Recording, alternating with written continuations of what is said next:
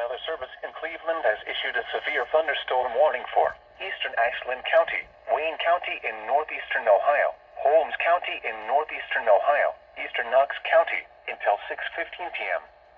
At 5:14 p.m., severe thunderstorms were located along a line extending from near Polk to 7 miles west of Danville to near Sunbury, moving east at 50 miles an hour. Hazard, 60 miles an hour wind gusts.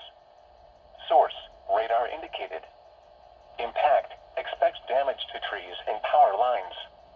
Locations impacted include Worcester, Millersburg, Orville, Berlin, Richmond, Walnut Creek,